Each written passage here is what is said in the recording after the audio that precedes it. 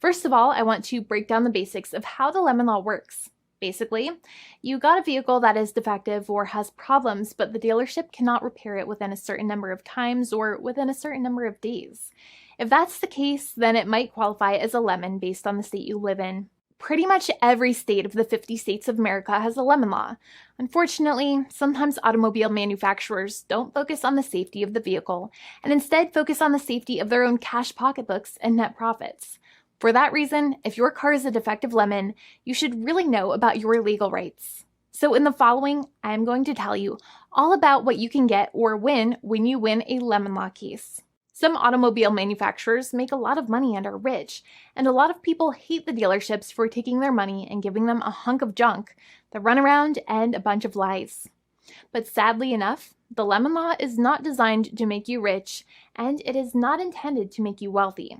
Instead, the law is designed in a way that is supposed to put you in the position that you would have been if the vehicle had not been defective. It is supposed to make you whole. Even if you spent $60,000 or $70,000 on the car to fix up the car and spice it up, you still might not get that money back. It really depends. Even though the dealership might have lied to you, given you the runaround, and then failed to do their part. That's why it is important to give them the lemon drop down. By winning lemon law cases, consumers are really making the road a safer place for all drivers and pedestrians by making automobile manufacturers care more about consumer safety.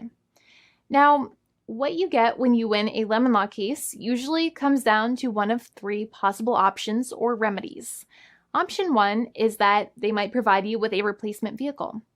Option 2 is that they might offer you a refund or what is called a lemon law buyback. Options 3, I will discuss option 3 a little later on in this video, and it is an important option you should know about as well with some real lemon juice. So let's start with the first remedy. Option 1 is that they can provide you with a replacement vehicle, which means you can basically trade your car in for a different vehicle, but there are some important things you should know about this option. The replacement vehicle should be a vehicle of similar value. The replacement vehicle should usually also be a vehicle from the same manufacturer with similar MSRP cost. It's crazy that many times, even though you really don't like dealing with that dealership, you might have to get a second car from the same manufacturer, even though they have lied to you and given you the runaround or given you a hard time. But there is another option with this as well, because year after year, the cost of vehicles might go up and the new vehicle might cost more. That price jump can make it difficult to get a car with the same MSRP price. Even though your car was a lemon, you might still have to pay that extra cost for the new and now more expensive vehicle. Thankfully, there is option 2, which allows you to get a refund through a lemon law buyback. But one of the problems with a buyback is that sometimes you might have to have a trade-in vehicle, and you might have still been required to pay more money on that trade-in vehicle.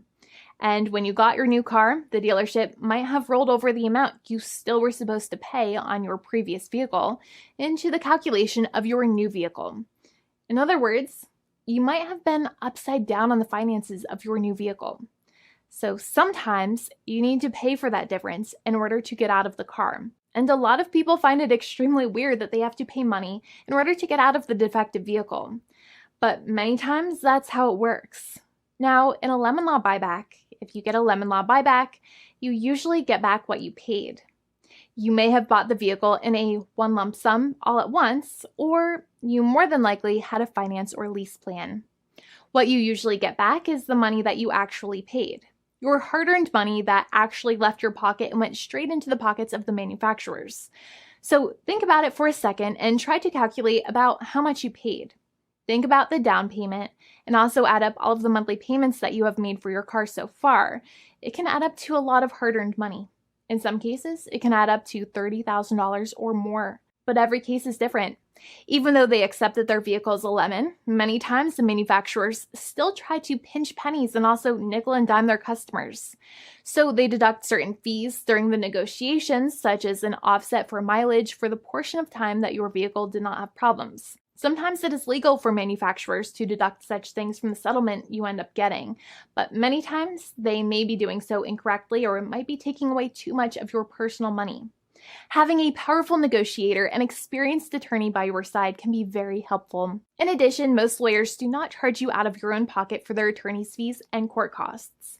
Many attorneys only get paid if they win, and if they don't win, they just don't get paid anything. Lots of attorneys spend their own money on your case, and the attorney might never get the money back. But it may make sense for the lawyer to take that risk if you have a strong case. It reminds me of being a kid and selling lemonade and spending my piggy bank coins and quarters to make the lemonade, even though I was never sure if I would make my money back. But when I made amazing lemonade, everybody would want it. We would all be happier as a result. Option 3 is that sometimes a manufacturer might simply pay you a settlement in what is called a cash and keep procedure. That's when you keep the car, but you get paid some compensation for all of the headaches and defects the vehicle caused.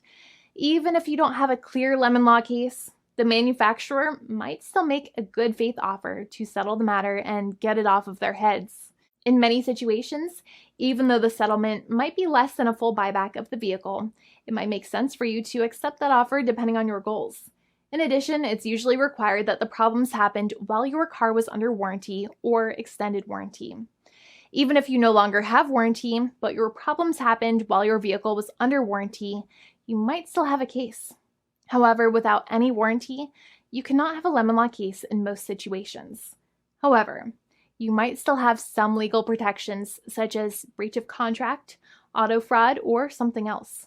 The founding attorney of the law firm, Jimmy and I, would love to speak to you. The consultation is completely free, and the team of lawyers can speak to you and review any documents you have for the vehicle, such as your vehicle purchase agreement and repair invoices. Call now for a completely complimentary and fully free consultation with an experienced lawyer. It's free to call 1-800-400-5050 day or night, 7 days a week, or visit us at www.californialaw.com. Lawyers are waiting to speak to you and encourage you to call. This video is not legal advice. I am not an attorney. I'm a paid spokesperson. Attorney Jimmy Hanai is a lawyer in the state of California and handles California lemon law cases. There are no guarantees. This legal advertisement is by lawyer Jimmy Hanai of CaliforniaLaw.com.